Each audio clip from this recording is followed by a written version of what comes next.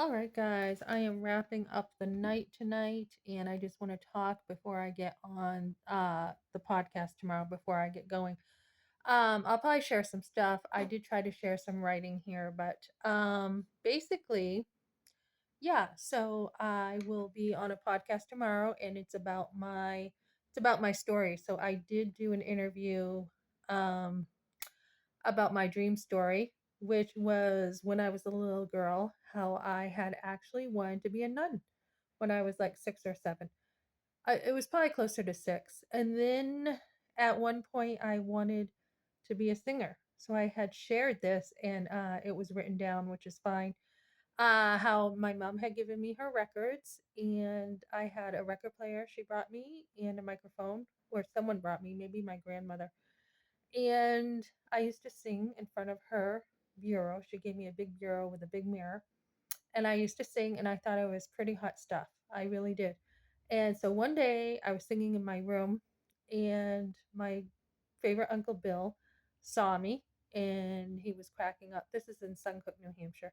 He was trying so hard to hold back his laughter when he was watching me. He was like in the doorway, and I didn't see him. So when I did a twirl, he was like trying to contain himself, and I caught him looking at me and laughing. I think that was like the last time I sung in front of a mirror. I think it was. So, anyways, I talk about like all the diversity I had growing up from walking in the country, all the farms. My grandparents owned a farm, and, all the relatives were on the same road. So I could walk from there down the hill to my cousins, uh, and go by my aunts and go by my other relatives, and then I could go up the hill and go by my other aunt's house. So there was safety there. But I talk about that side of life, and then I talk about the side of the city life that I had, where, I had an uncle in jail, and, well, uncles. I had another one in jail. There was some drugs. There was a lot going on that I didn't understand as a kid. And one of my favorite uncles, my other uncle, he literally looked like Sylvester Stallone to me. Seriously, that's how good looking he was. And I remember stories like he could get any woman, when he went to a bar. That's how good looking he was when he was younger. So, I talk about seeing both sides of life and how, my dream when I was younger was, you know, kind of, I mean, I was with my mother, always helping my great grandmother, always doing stuff. So my dream now as an entrepreneur is to help other people, right? And how those dreams are coming true. Also, um, I have an entrepreneur story I'll be talking about tomorrow. And how did my life lead into entrepreneurship? And so I talk about a couple things that had changed me in life, and one of those was there were a few changes I didn't even get to, but it was basically my view of success was being a go-getter and having a lucrative career. That was my definition of success, being raised in the public schools. And then um when I became a mom, I had, gone from college to hairdressing school. And when I had put down being a hairdresser to stay home with my son, that is where the real fulfillment came in. That is where purpose came in, direction, becoming a mom. So that really changed my life on top of becoming a Christian.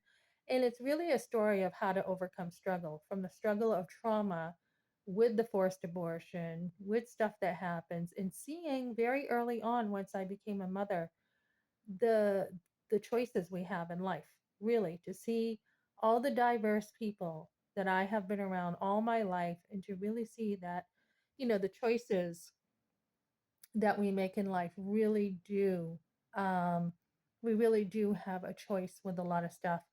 So, even going into talking about, I did budget, and I didn't get to this, I may get to it tomorrow, but seeing that power in just budgeting when I first had kids, and being like, okay, if I use this dollar over here, I'm not going to have this dollar for what I want over here. So, really getting in there, into the finances, seeing how much choice I did have, and I'm not a victim of my circumstances.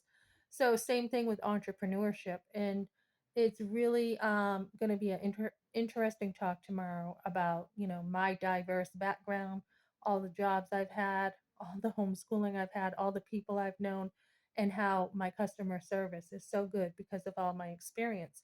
And having a lot of cleaning experience in being in one cleaning job and seeing all the books, Warren Buffett, etc., seeing all the books on financing, starting to think about work differently, starting to take a class on stocks, starting to take a class on real estate, and just seeing like, okay, I can do so much more with my life as an entrepreneur with all the time that I enjoy to myself and to my family than working for someone all the time. So, we're going to be talking about this tomorrow in my social impact. So, I'll have a lot of exposure. Um, I'll be on with a friend and we will be talking about her business too.